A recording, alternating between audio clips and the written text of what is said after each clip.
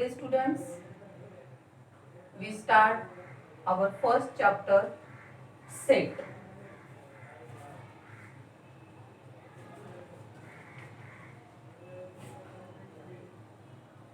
Now we have to start this lesson.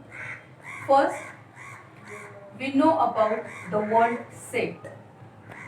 This word we properly use in our daily life.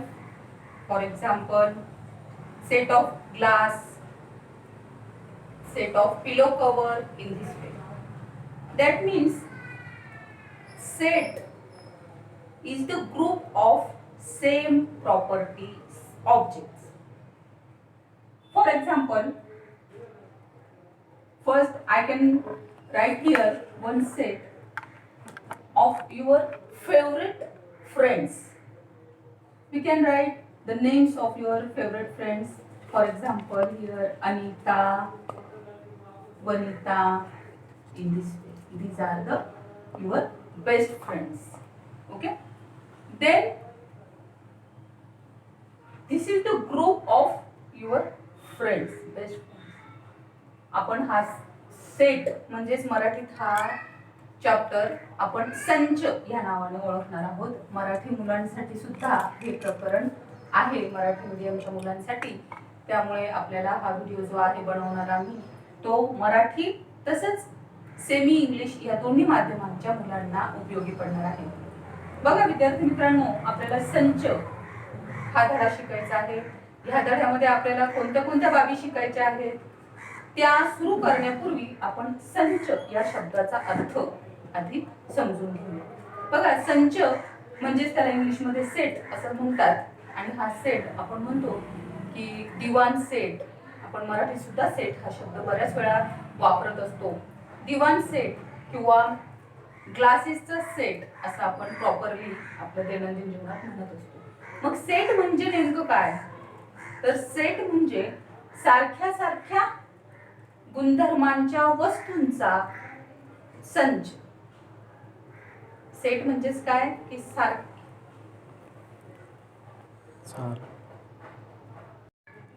Set म्हणजे सारख्या सारख्या वस्तूंचा संच.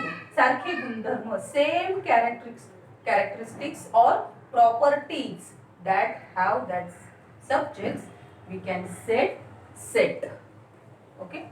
मग या संच लिहिण्याच्या दोन पद्धती आहेत. संच लिहिण्याच्या दोन पद्धती आहेत.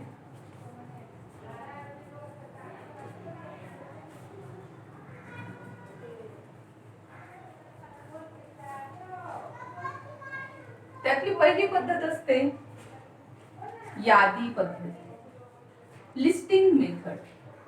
In English we can say listing method. In this method we have to do list, proper list of that objects.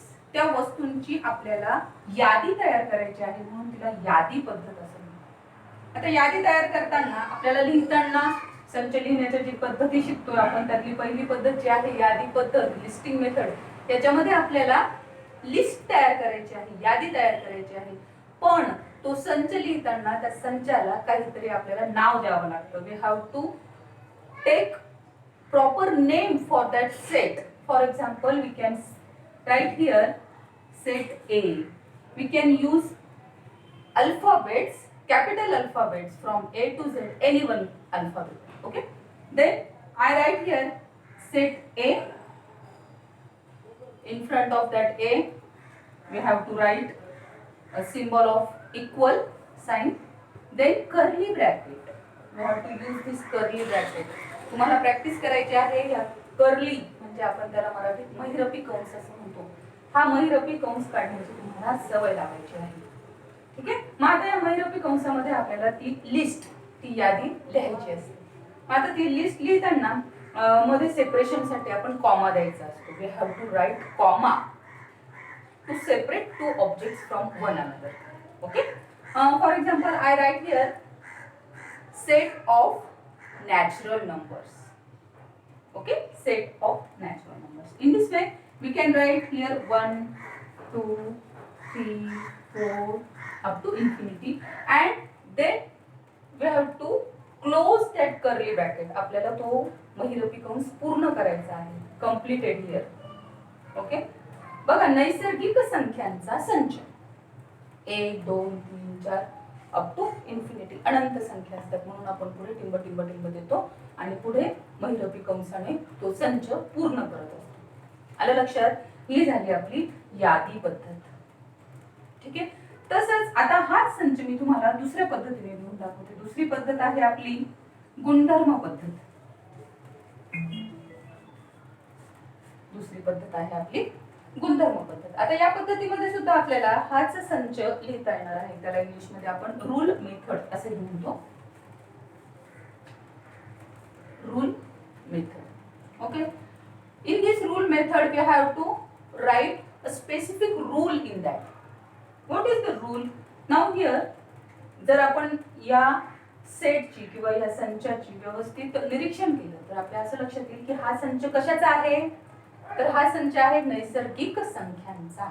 मग नैसर्गिक संख्यांचा संच आहे म्हणून आता मी कसं करणार आहे, सुरुवात same as it is A.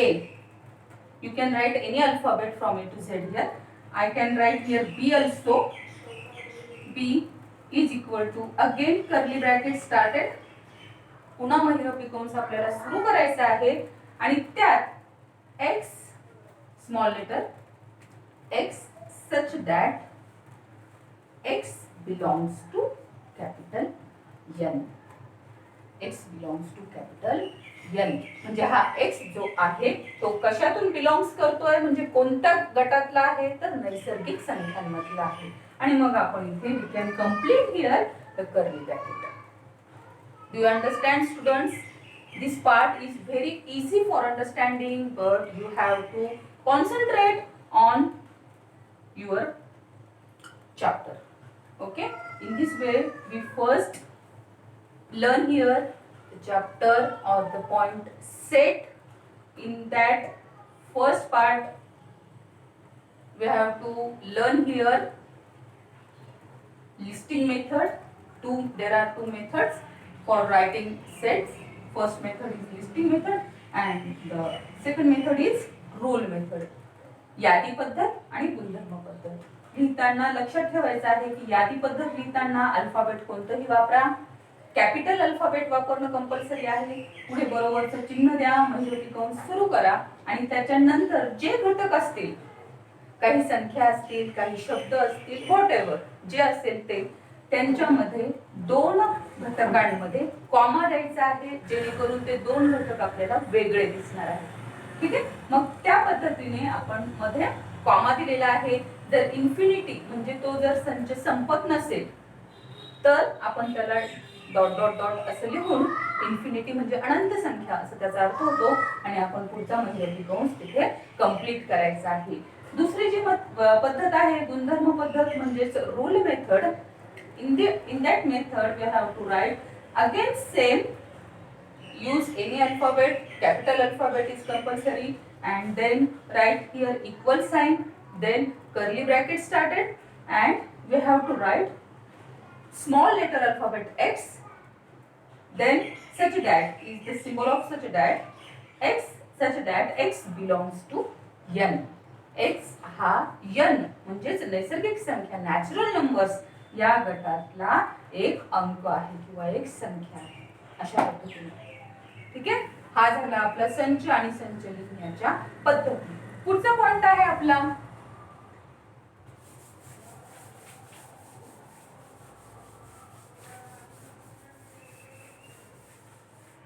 Types of set. Next point is types of set. संचाचे वेगवेगळे प्रकार आहेत. बघा संचांचे वेगवेगळे प्रकार. त्यातला पहिला प्रकार आहे एक घटक संच. एक घटक संच. बघा विद्यार्थी मित्रांनो, एक घटक संच म्हणजेच काय, आपण त्याला इंग्लिश मध्ये सिंगलटन सेट असंही म्हणतो. Singleton set. Okay. Now in this type of set, when the element of that set is only one, that time we can say that set is singleton set. जेव्हा एखाद्या संचामधील घटक एकच असेल तेव्हा आपण त्याला एक घटक, शब्दातच त्याचा अर्थ आहे एक घटक संच असं म्हणतो. बघा उदाहरणार्थ आपण याच्यात काय देऊ शकतो, सममूळ संख्या. सममूळ संख्या, even prime number. when I told you write a set of even prime number, सममूळ संख्येचा संच लिहा, तेव्हा तुमच्या डोक्यात विचार करावा लागेल तुम्हाला की सममूळ संख्या कोणत्या आहेत. सम पण आहे आणि मूळ पण आहे. आता मूळ संख्या आपल्याला माहित असतात, प्रॉपरली जेव्हा आपण मूळ संख्या विचारतो तेव्हा डायरेक्टली मूळ सुरुवात करतात 1 3 5 वगैरे, पण त्यात दोनही येतं हे तुम्ही विसरून जाता. दोन ही अशी संख्या आहे की जी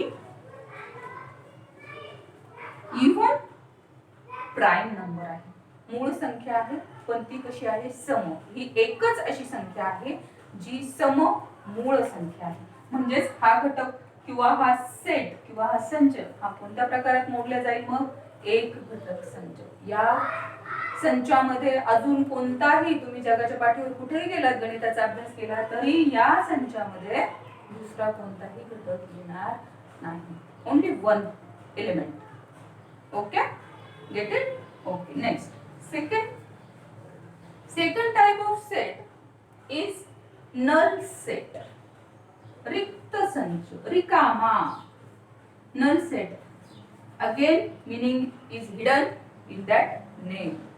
त्या नावातच त्याचा अर्थ आहे बघा, null set, रिक्त संच. ज्या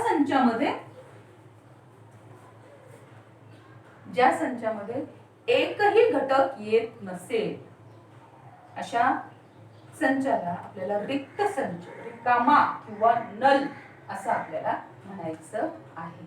बघा उदाहरणार्थ काय सांगता येईल तुम्हाला, आपल्याला माहिती आहे नैसर्गिक संख्या 1 2 3 4 अप टू इन्फिनिटी, अमर्याद संख्या, अनंत संख्या. जर मी तुम्हाला विचारलं 2 आणि 3 यामधील नैसर्गिक संख्या सांगता येईल का? Tell me the natural number in between 2 and 3. 2 आणि 3 यामधील नैसर्गिक संख्या नाही सांगता येणार. मग तो संच रिक्त आहे, रिकामा आहे, पण आपल्याला तो लिहायचा आहे. मग कसं लिहिता येतो? महिरपी कंस पुन्हा सुरुवात करा आणि डायरेक्टली शेवट करा. का तर त्यामध्ये रिकामा, रिक्त संच, नल सेट आपल्याला दिसणार आहे. Okay, these are two types. Again we have to learn third type. There are 4 types. We completed 2 types. Then finite set. Third type is finite set. Okay. In Marathi we can say शांत संच, not शांत, शांत संच. Finite.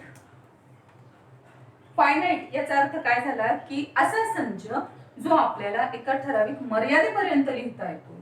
तो अनंत नाहीये, finite आहे, not infinite. तो संच आपल्याला लिहिता येतोय, त्याची यादी तुम्हाला करता येते. असे संच जे असतील त्या सर्व संचांना शांत संच असं म्हणतात. For example,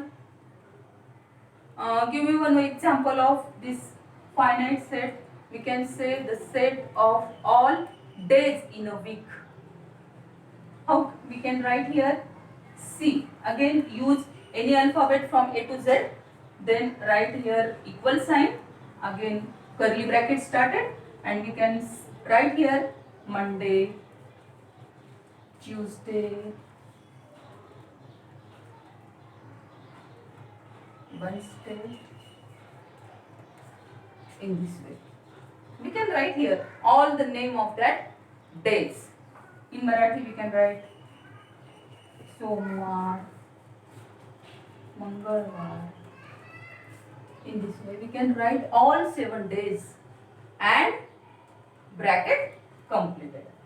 Okay, in this way when we can write all that proper elements in that set is known as finite set. शांत संच असा संच सॉरी की ज्या संचामध्ये आपण सर्व घटकांची यादी तयार करू शकतो. त्या संचाला काहीतरी एक मर्यादा असणार आहे, एका ठिकाणी त्याचा शेवट होणार आहे.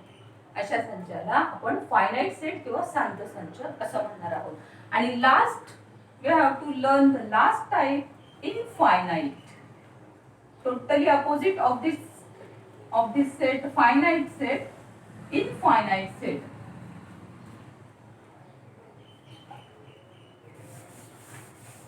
Infinite, that means that set don't have any end.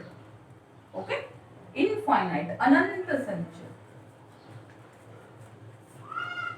In this set again we can write set of natural numbers.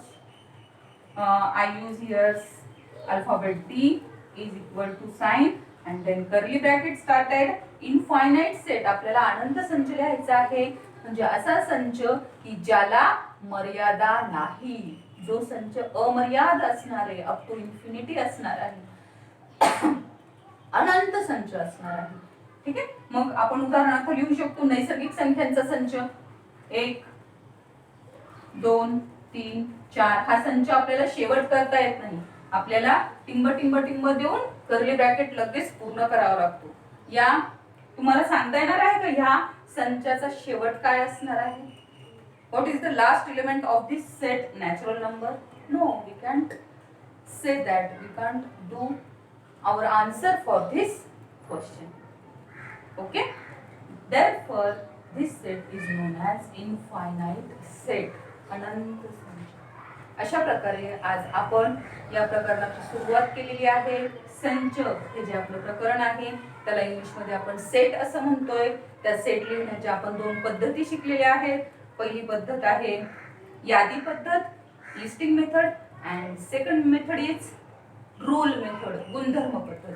ती कशी लिहायची? कोणतंही एक अल्फाबेट घ्यायचं आहे, capital alphabet is must, then बरोबरचं चिन्ह द्यायचं आहे, कर्ली ब्रॅकेट स्टार्ट करायचं आहे आणि त्यात एलिमेंट्स लिहायचे आहे यादी पद्धतीमध्ये, आणि right comma in between that 2 elements.